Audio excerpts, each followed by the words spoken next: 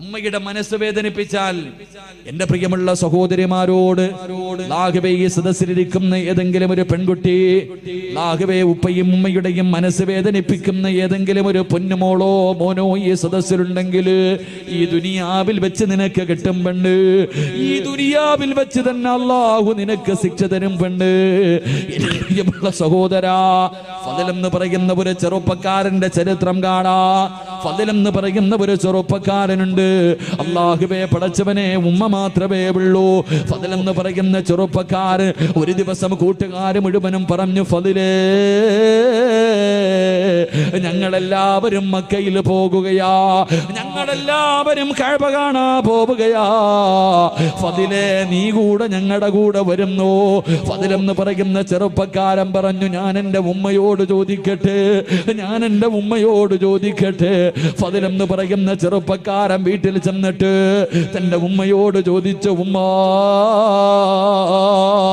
അല്ലാഹുവിന്റെ കഅബ കാണണമെന്ന് വല്ലാത്ത ആഗ്രഹമോ, എന്റെ കൂട്ടുകാർ മുഴുവനും കഅബ കാണാ പോവുകയാണ്, ഞാനും കൂടെ പോകട്ടെ ഉമ്മ, ഞാനും കൂടെ പോകട്ടെ ഉമ്മ.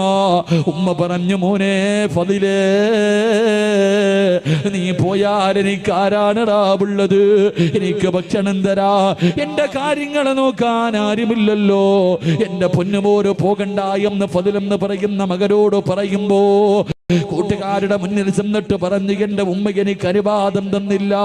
കൂട്ടുകാർ മുഴുവനും കളിയാക്കുകയാണ്, അല്ലാഹുവിന്റെ കഅബ കാണാൻ പോലും നിന്റെ ഉമ്മ നിനക്ക് അനുവാദം തരുന്നില്ലല്ലോ.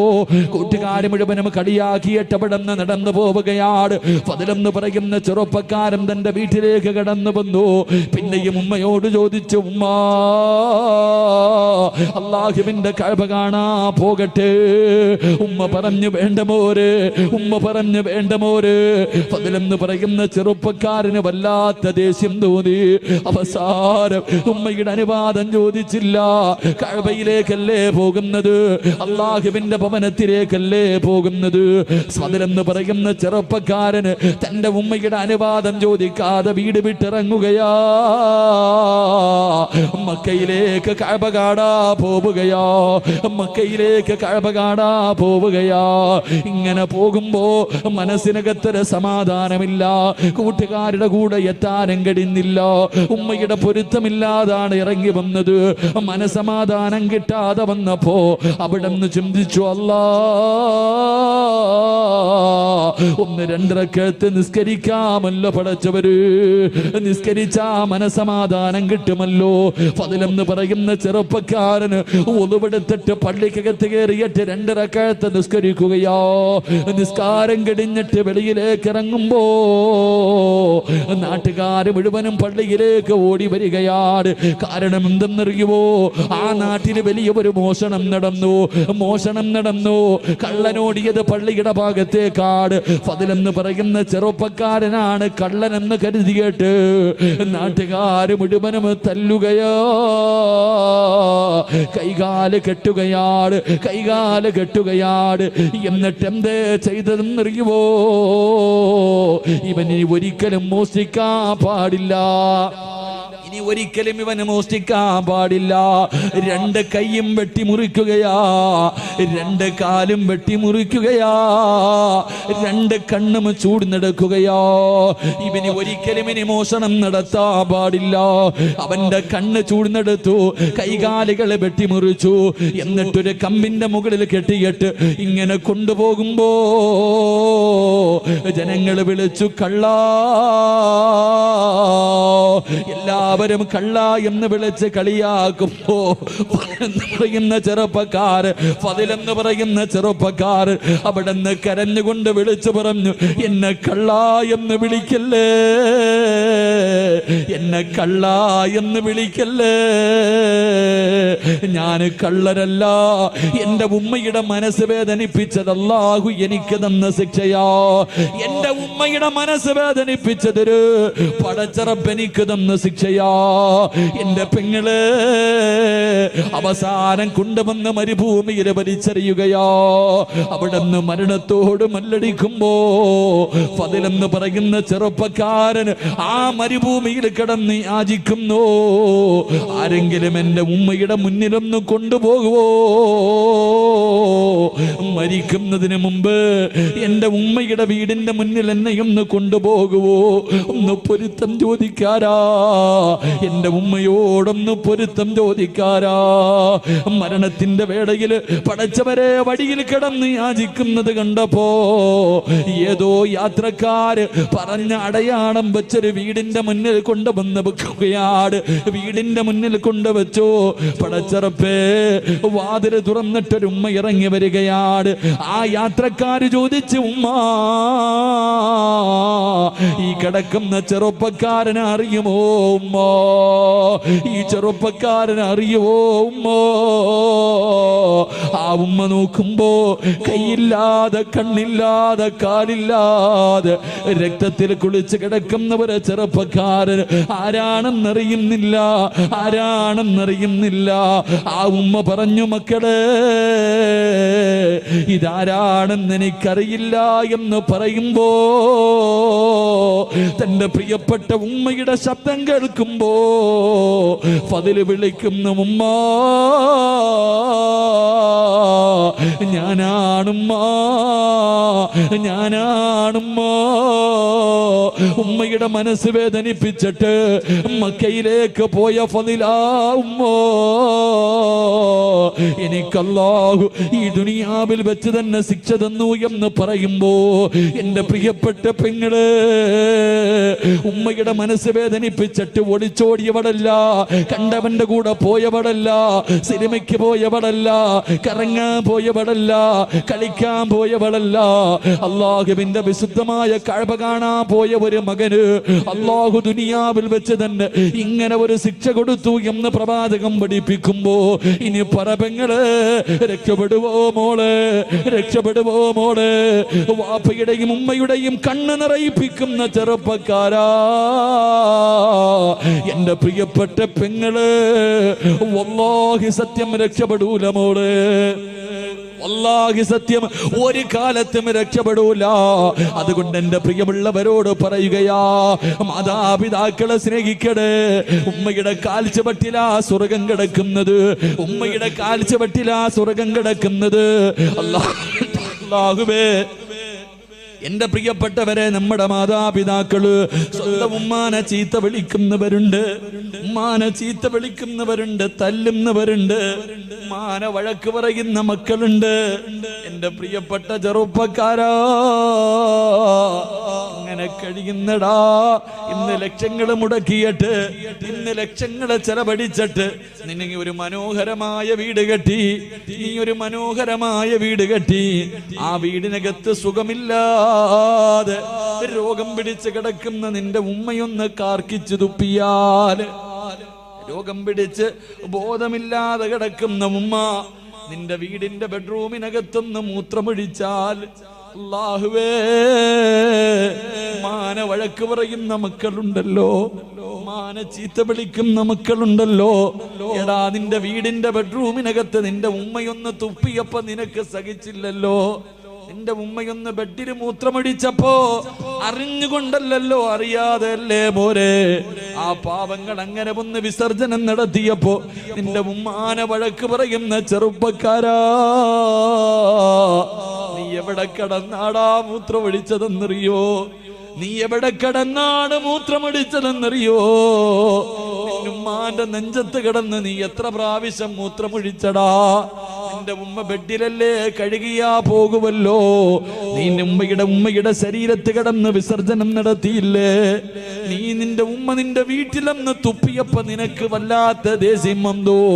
എത്ര പ്രാവശ്യം നിന്റെ ഉമ്മയുടെ മുഖത്തുകൂടെ നീ ഛർദിച്ചടാ?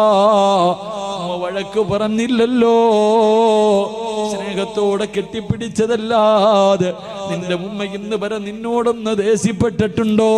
ഒരു വഴക്ക് പറഞ്ഞിട്ടുണ്ടോ? ആ പാവപ്പെട്ട ഉമ്മയുടെ ഇന്നത്തെ അവസ്ഥ എന്ത് ചെറുപ്പക്കാരാ? മോനെ, എങ്ങനെ കഴിയുന്നു ചെറുപ്പക്കാരാ? എത്ര വേദന സഹിച്ചിട്ടുണ്ടാകും മോര്. 9.5 മാസക്കാലം ആ ഉമ്മയല്ലേടാ വയറ്റത്ത് ചുമന്നുകൊണ്ട് നടന്നത്. ഒന്ന് ഭക്ഷണം കഴിക്കാൻ കഴിയില്ലല്ലോ, ഒന്ന് നടക്കാൻ കഴിയില്ലല്ലോ, ഒന്ന് കിടക്കാൻ കഴിയില്ലല്ലോ. കഴിയുന്നില്ലല്ലോ. പടച്ചിറപ്പേ, 9.5 മാസക്കാലം നിന്നെ വയറ്റിൽ ചുമന്നുകൊണ്ട് നടന്നു. മരണവേദനയുടെ വേദനയിൽ നിന്ന് പ്രസവിച്ചു. നിന്നെ പാല് തന്നിട്ട് നിന്നെ ഇത്രയും കൊല്ലം പോറ്റി പടത്തിയില്ലേടാ.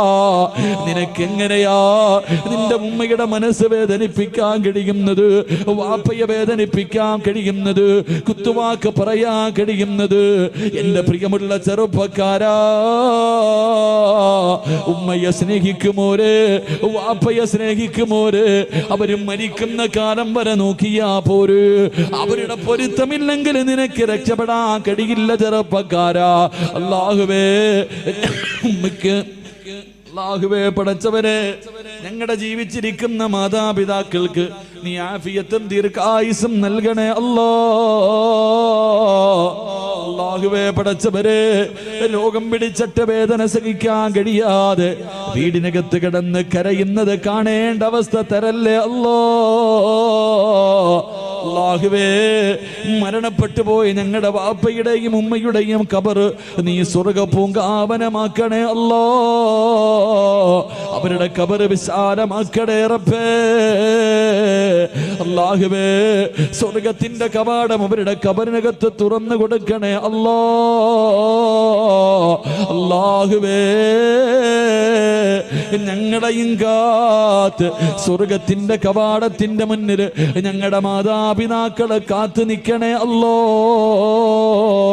അവരെ സ്വർഗത്തിൽ കൊണ്ടുപോകുന്ന മക്കളായി ഞങ്ങളെ നീ സ്വീകരിക്കണേ റബ്ബേ. ഈ സദസ് അതിനൊരു സബബാക്കണേ അല്ലാ.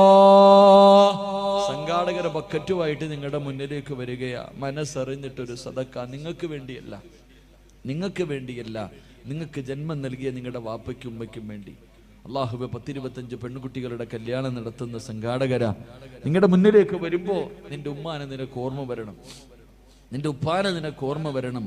മരിച്ച് കബറിൽ കിടക്കുന്ന ആ പാപങ്ങളുടെ കബറിനകത്ത് ഇന്ന് സ്വർഗത്തിന്റെ കവാടം തുറക്കണമെന്ന ഒരു നിയത്തോടെ ഒരു ജാരിയായ സദക്ക. ബിസ്മില്ലാ, എല്ലാവരും കൈകൊണ്ടെടുത്തോ. ബിസ്മില്ലാ. സല്ലല്ലാഹു അലാ മുഹമ്മദ് സല്ലല്ലാഹു അലൈഹി വസല്ലം. സല്ലല്ലാഹു അലാ മുഹമ്മദ് സല്ലല്ലാഹു അലൈഹി വസല്ലം. اللهم صل على محمد يا ربي صل عليه وسلم. അല്ലാഹുവേ, ആരെല്ലാം സദഖ കൊടുക്കുന്നു അല്ലാഹുവേ, മാതാപിതാക്കളുടെ പൊരുത്തം നൽകി അനുഗ്രഹിക്കണേ പടച്ചവനെ. ജീവിച്ചിരിക്കുന്നവർക്ക് ആഫിയത്തും ദീർഘായുസ്സും നൽകണേ റഹ്മാനെ. മരണപ്പെട്ടവരുടെ ഖബറിടം നീ വിശാലമാക്കണേ അല്ലാ. ഖബറിനകത്ത് കിടന്നിട്ട് ഞങ്ങളുടെ വാപ്പയും ഉമ്മയും ഞങ്ങൾക്ക് വേണ്ടി ദുആ ചെയ്യണേ പടച്ചവനെ. ഈ സദഖ അതിനൊരു സബബാക്കണേ അല്ലാ. അല്ലാഹു കബൂലാക്കുമാറാകട്ടെ. ഞാൻ നിർത്തുകയാ. എൻ്റെ പ്രിയമുള്ള സഹോദരങ്ങളെ, മാതാപിതാക്കളെ സ്നേഹിക്കുന്ന മകൻ അല്ലാഹു കൊടുക്കുന്ന പ്രതിഫലം എന്തെന്നറിയോ? വാപ്പയെയും ഉമ്മയെയും സ്നേഹിക്കുന്ന മക്കൾക്ക് അല്ലാഹു കൊടുക്കുന്ന പ്രതിഫലം മഹാനായ നബി മുഹമ്മദ് മുസ്തഫ സല്ലല്ലാഹു അലൈഹി വസല്ലമ തങ്ങൾ അല്ലാഹുവിന്റെ പ്രവാചകൻ സ്വർഗത്തിലൂടെ കടന്നു പോകുമ്പോൾ, അല്ലാഹുവിന്റെ പ്രവാചകൻ സല്ലല്ലാഹു അലൈഹി വസല്ലമ തങ്ങൾ സ്വർഗത്തിലൂടെ കടന്നു പോകുമ്പോൾ ഒരു സ്വഹാബി സ്വർഗത്തിന്റെ മധ്യഭാഗത്തൊരു കൊട്ടാരത്തിനകത്തിരുന്ന് ഖുർആൻ ഓതുകയാണ്. കൊട്ടാരത്തിന്റെ മധ്യഭാഗത്ത് ഉയരമുള്ള ഒരു സ്ഥലത്തിരുന്നിട്ടൊരു സഹാബി ഇങ്ങനെ ഖുർആൻ ഓതുന്നു. എല്ലാവരും ആ ഖുർആൻ ഓതുന്നത് ഇങ്ങനെ കേട്ടുകൊണ്ടിരിക്കുക.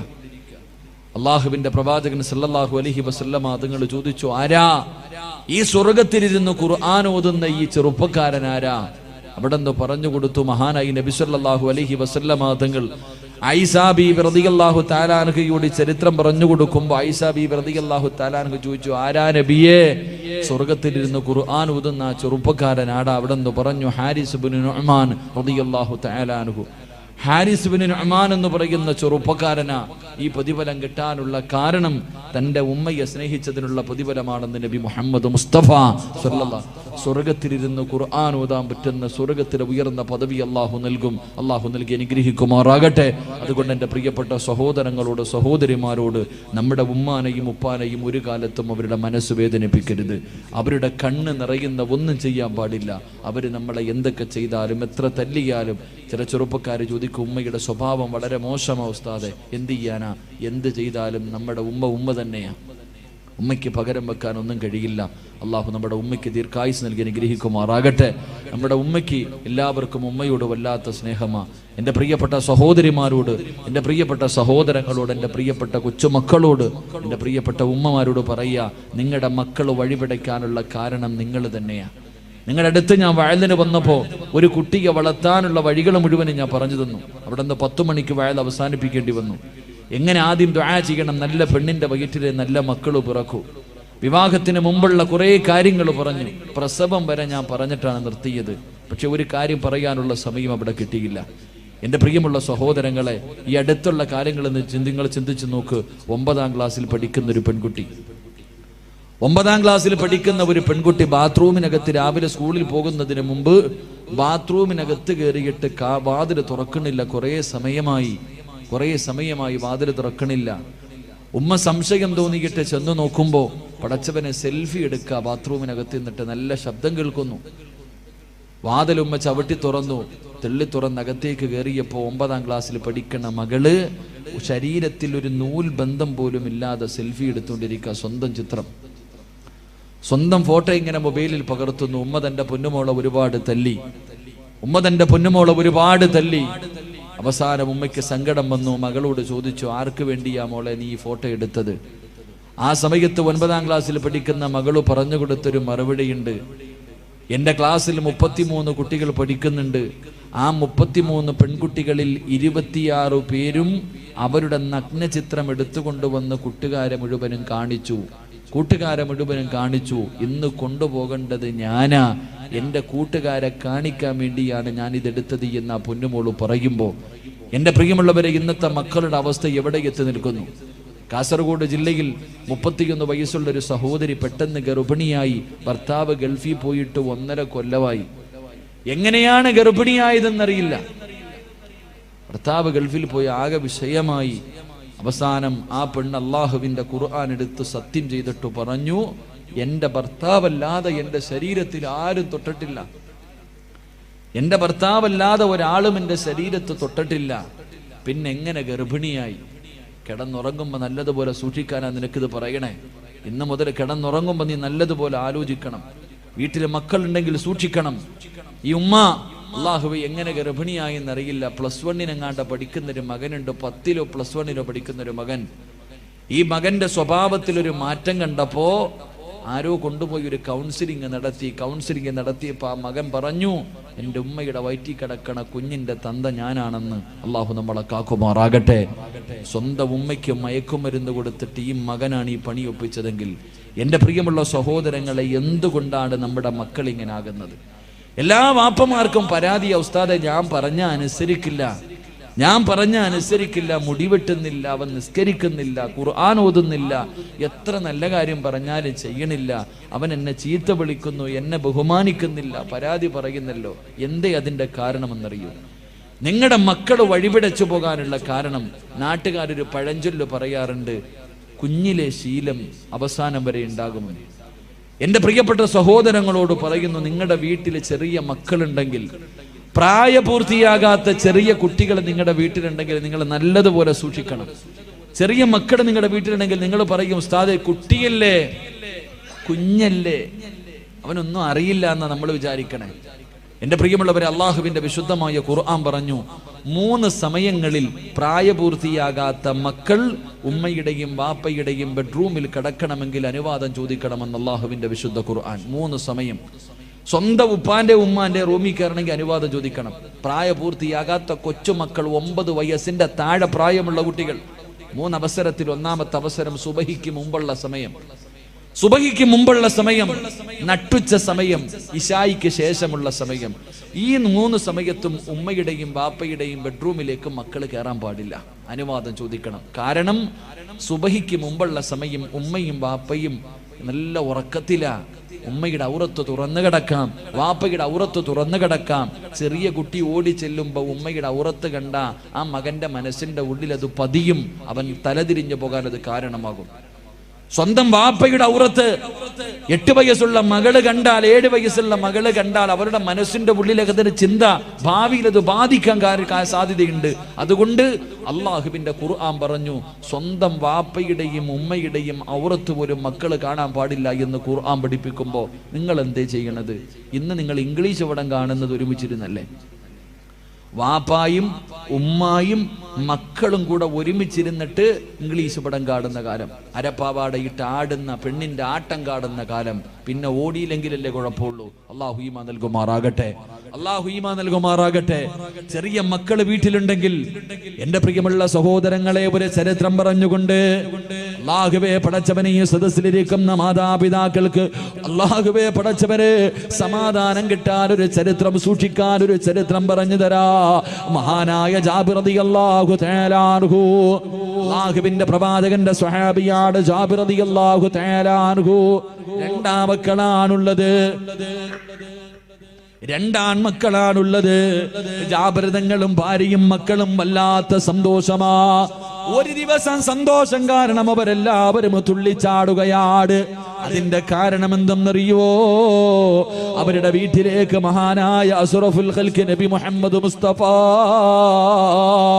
സല്ലല്ലാഹു അലൈഹി വസല്ലമ തങ്ങള്, അല്ലാഹുവിന്റെ പ്രവാചകനും സഹാബത്തും ഭക്ഷണം കഴിക്കാൻ വരികയാണ്. റസൂലുള്ളാഹി വിരുന്ന് വരുന്ന ദിവസമോ, സന്തോഷം കാരണം ജാബിർ തങ്ങളും ഭാര്യയും കിടന്ന് വല്ലാത്ത സന്തോഷത്തിലാ. ജാബിർ തങ്ങൾ പറഞ്ഞു, പെണ്ണേ അല്ലാഹുവിന്റെ റസൂലിന് ഭക്ഷണമുണ്ടാക്ക്. ഭാര്യ അടുക്കളയിലേക്ക് ഭക്ഷണമുണ്ടാക്കാ പറഞ്ഞു വിട്ടിട്ട് ജാബിർ റളിയല്ലാഹു തആല അൻഹു അല്ലാഹുവിന്റെ റസൂലിന് കൊടുക്കണമല്ലോ. ആടിന്റെ ഇറച്ചി വല്ലാത്ത ഇഷ്ടമാണല്ലോ. ഓടി ചെന്നിട്ട് ഒരു ആടിനെ പിടിച്ച് അറുക്കുകയാണ്. ഒരാടിനെ പിടിച്ചറുത്തു. എന്നിട്ട് അതിന്റെ ഇറച്ചി മുഴുവനും എടുത്തിട്ട് അടുക്കളയിലേക്ക് കടന്നു വന്ന് പ്രിയപ്പെട്ട ഭാര്യയുടെ കൂടെ അടുക്കളയിൽ നിന്ന് കറിയുണ്ടാക്കുകയോ. അവിടെ നിന്ന് ഭർത്താവ് ഇറച്ചിക്കറി വെക്കുന്നു, ഭാര്യ ചപ്പാത്തി റെഡിയാക്കുന്നു. 2 മക്കളെ വീടിന്റെ വെളിയിൽ നിന്ന് കളിക്കുകയാണ്. 2 പേർക്കും പ്രായപൂർത്തിയായിട്ടില്ല. അല്ലാഹുവേ, വീടിന്റെ വെളിയിൽ നിന്ന് കളിച്ചു കൊണ്ടിരിക്കുമ്പോ മൂത്ത മകൻ അനുജനോട് ചോദിച്ചു, മൂത്തവനുണ്ടല്ലോ അനുജനോട് ചോദിച്ചു, മോനെ വാപ്പ ആടിനെ അറുക്കുന്നത് എങ്ങനെയാണെന്ന് കണ്ടോ?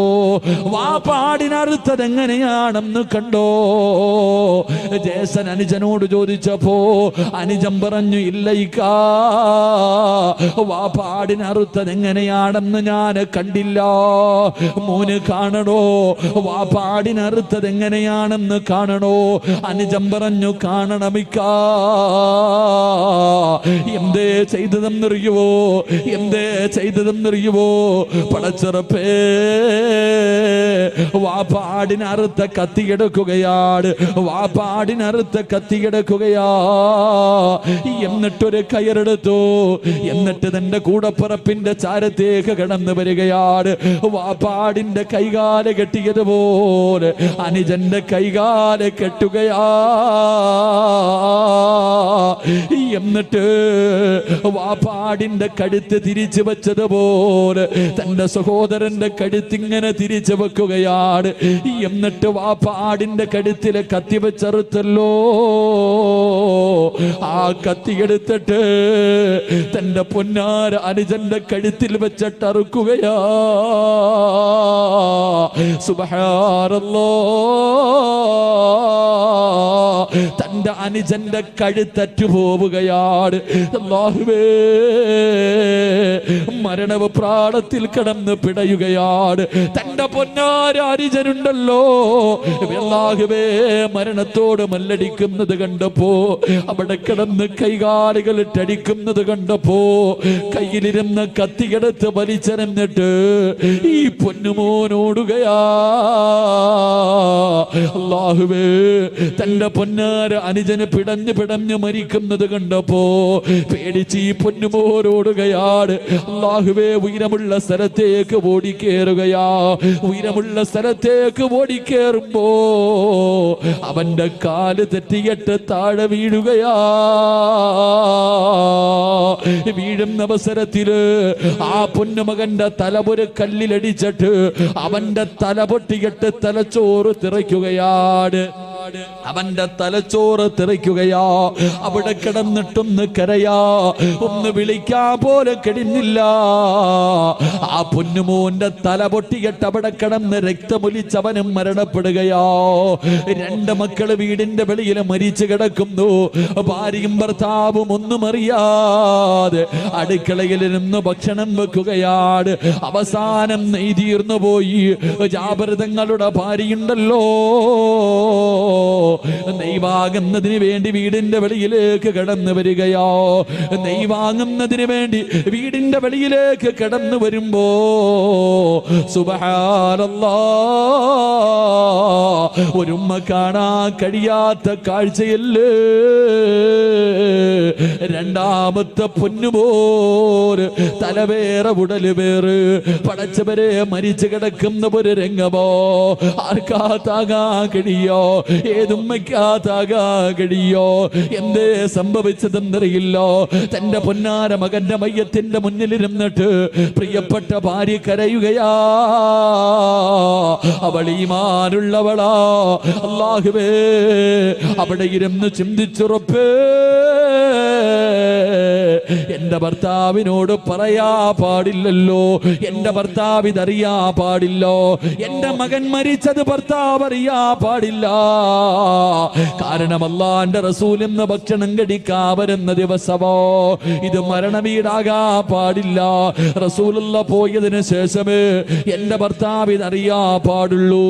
പടച്ച റബ്ബേ, തന്റെ പൊന്നുമോന്റെ മയ്യത്തെടുത്തിട്ട് മാറ്റിക്കിടത്തുകയാണ്. ഒരു തുണിയെടുത്ത് പുതച്ചു. തന്റെ പൊന്നാര മകന്റെ മയ്യത്തിങ്ങനെ മറച്ചു വെച്ചിട്ട് അവിടെ നിന്ന് മുന്നോട്ട് നടക്കുമ്പോ അതാ കിടക്കുന്നു തന്റെ മൂത്തമോര്. തലച്ചോറ് പൊട്ടി ചിതറി കിടക്കുകയാണ്. അവനും മരിച്ചു കിടക്കുകയാ. തന്റെ പൊന്നാര അനുജന്റെ കൂടെ ആ പൊന്നുമോന്റെ മയ്യത്തും കൊണ്ടുവന്ന് കിടത്തുകയാണ്. രണ്ടുപേരെയും ഒരുമിച്ച് കിടത്തിയിട്ട് തുണിയെടുത്ത് മറച്ചിട്ട് അല്ലാഹുവേ വീടിനകത്തേക്ക് കടന്നു ചെല്ലുകയാ. തന്റെ പ്രിയപ്പെട്ട ഭാര്യയുടെ കണ്ണ് നിറഞ്ഞിരിക്കുന്നത് കണ്ടപ്പോ ജാബിർ തങ്ങൾ ചോദിച്ചു, പെണ്ണേ എന്തേ പറ്റിയത്? അവിടെന്ന് പറഞ്ഞൊന്നുമില്ല, തീയുടെ ചുവട്ടിലിരിക്കുകയാണല്ലോ, ഭർത്താവിനോട് പോലും പറഞ്ഞില്ല. അവസാനം എന്റെ പ്രിയമുള്ളവര് അതാ വരുന്നു അസ്റഫുൽ ഖൽഖ് നബി മുഹമ്മദ് മുസ്തഫ സല്ലല്ലാഹു അലൈഹി വസല്ലമ തങ്ങള് അല്ലാഹുവിന്റെ റസൂല് കടന്നു വരികയാണ്. പ്രവാചകൻ ഇങ്ങനെ കടന്നു വരുമ്പോ റൂഹുൽ അമീൻ മലക്ക് ജിബ്രീൽ അലൈഹിസ്സലാം ഇറങ്ങി വരികയാണ്.